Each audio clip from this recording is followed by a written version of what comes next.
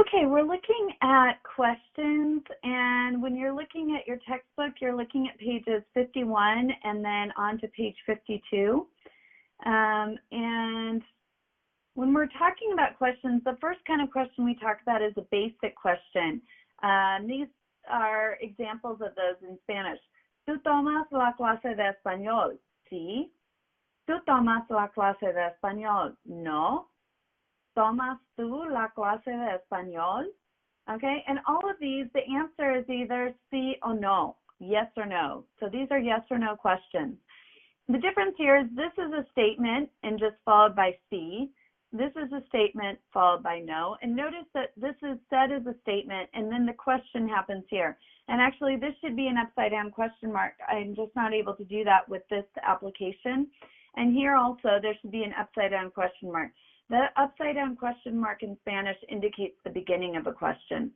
But this question, the third question, actually is a little different. We call this an inversion.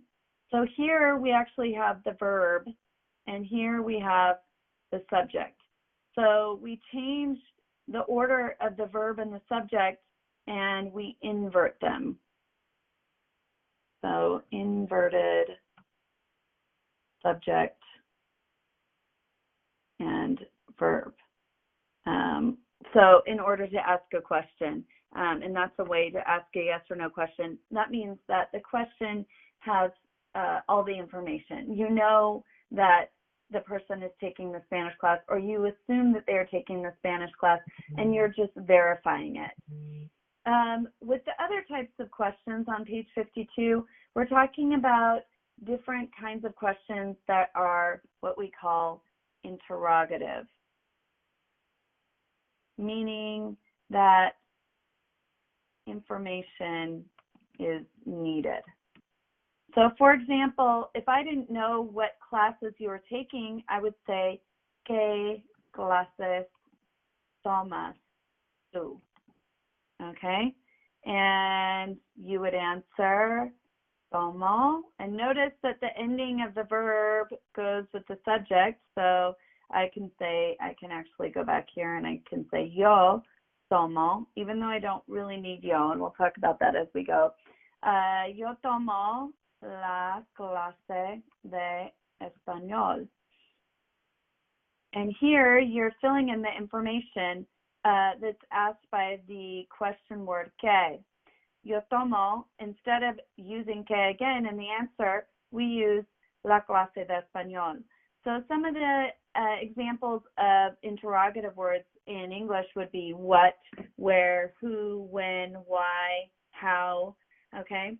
All of your interrogative words in Spanish are on page 52. And they take a little bit more time to recognize. You want to think about examples of these words and how they're used. So for example, another question might be something like, ¿Cuántos estudiantes hay en la clase de español? And we saw that in chapter 1, that question.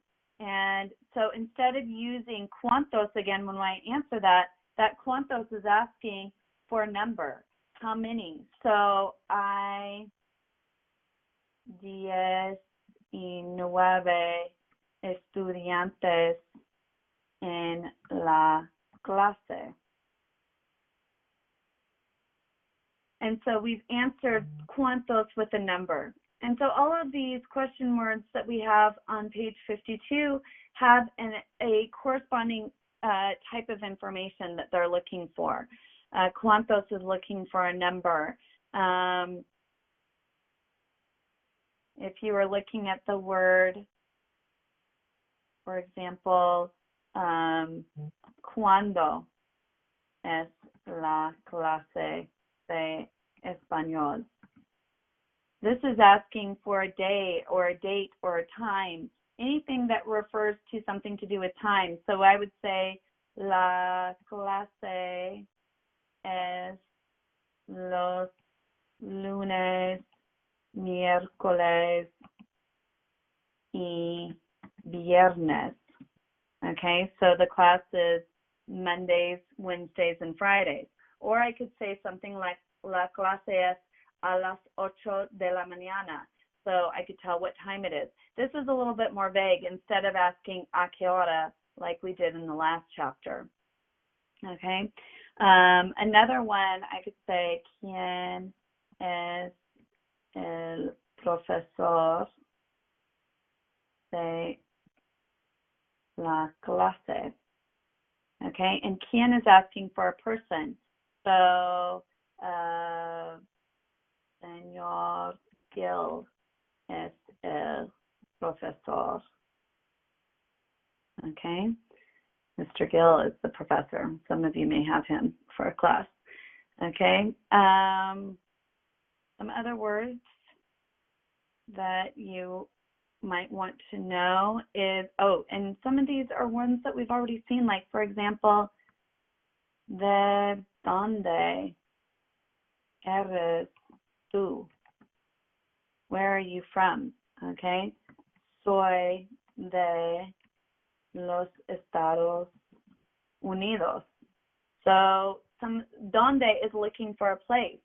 When I say ¿dónde está la biblioteca, that's a different kind of location. We're looking for, in the first one, we're looking for where you are from. In the second question, ¿dónde está la biblioteca? We're looking for a location. Está en Luis. Okay, it is located in Luis. ¿A dónde caminas tú? Where are you walking?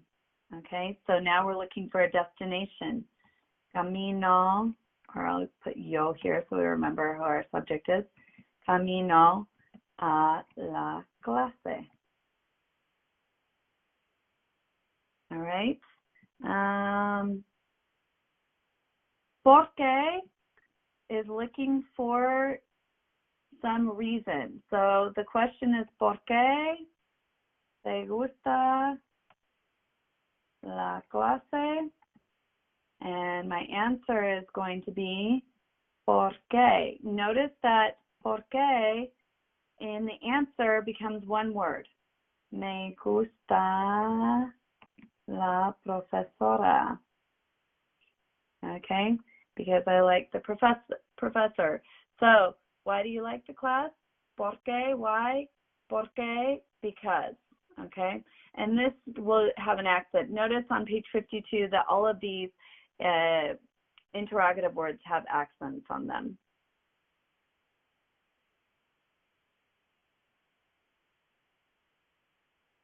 Okay, and then for the last one, ¿cómo? We've seen ¿cómo estás? For example, how are you doing? And I say, muy bien. This ¿cómo is always looking for some kind of adjective or adverb in this case. So something that describes.